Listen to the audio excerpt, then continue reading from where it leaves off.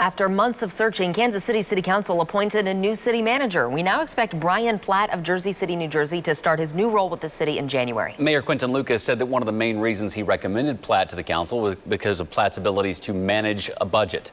Mayor Lucas says Platt led Jersey City in reducing the city budget there mid-year by $70 million by making creative, targeted reductions without imposing mass furloughs, layoffs, or disrupting the delivery of vital city services. So this morning we're joined live by Mayor Lucas to talk about that selection. We want to start with that there.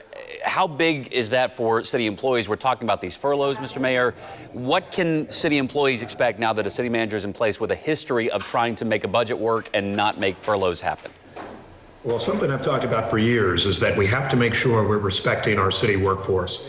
Part of that is to say, how do we make sure that while we are cutting budgets and need to, it's having the least effect on those who are employed and working for Kansas City every day.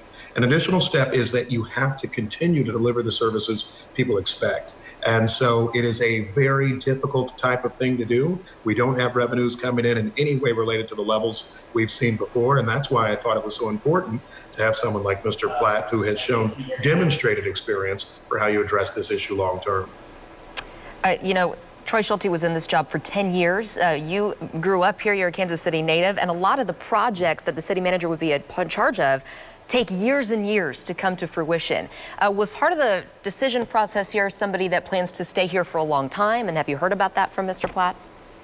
So I think that certainly Mr. Platt has a long runway available here in government, local government. He has already risen to be a national star in certain administrative circles. But really, I have looked at the incredible impact he had and has had in a short amount of time. Every year, he started new offices, an Office of Diversity and Inclusion in Jersey City, an Office of Innovation in Jersey City. A lot of the things that we've talked about in Kansas City, but now I think we need that extra push to make sure we're accomplishing. And so that has been really what I'd like to see. But, as I said to someone else the other day, I hope he's around for years after people are done having to worry about Quinton Lucas. Mr. Mayor, obviously people watching this morning who live in Kansas City are scared. They're worried about money situations. Yeah. Many of them have lost their jobs. Many of them don't have any prospect to getting a new job right now. There's been talk a lot about federal help. A lot of people still waiting on another round of stimulus checks because of COVID-19, but we don't know if that's going to happen based on the election or not. What can you tell people watching this morning about their finances when it comes to city taxes, that kind of thing, in the next, say, 6 months, about what's going to happen with them and their money when they live in Kansas City? So first things first, we continue to work with our congressional delegation across the aisle and actually across state lines as well to try to make sure that there is a stimulus passed in the lame duck Congress after the election. It is vital to make sure we can pay for the important services that cities have. That includes your local fire department, your police department, public health, et cetera. So that's step one. Step two is that local government remains committed to still doing the work of economic development.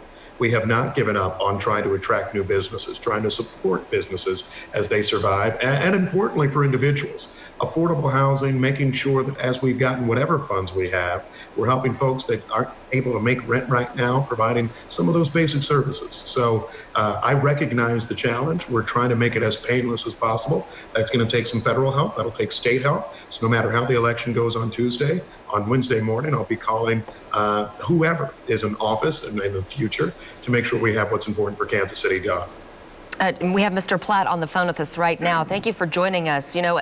Taking a job where you oversee more than 4,500 employees in a budget that is facing $50 to $60 million of shortfall and proposed extended hiring freezes. What is your message to those full-time employees at the city about what the future holds and how you plan to go through that? We certainly have a lot of work to do here in Kansas City to make sure that we can balance this budget given the impacts, the negative impacts of the COVID-19 pandemic.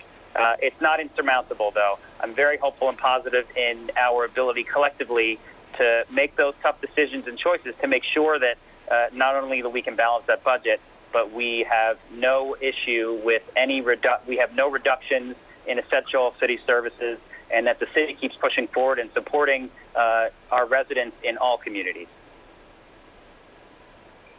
All right, that's Brian Platt, the newly chosen city manager for Kansas City. You're joining us on the phone this morning. We appreciate his time. And Mayor Lucas, as always, we appreciate your help this morning and taking part in that interview. Thank you so much. We've got more on our website right now on this story, kshb.com.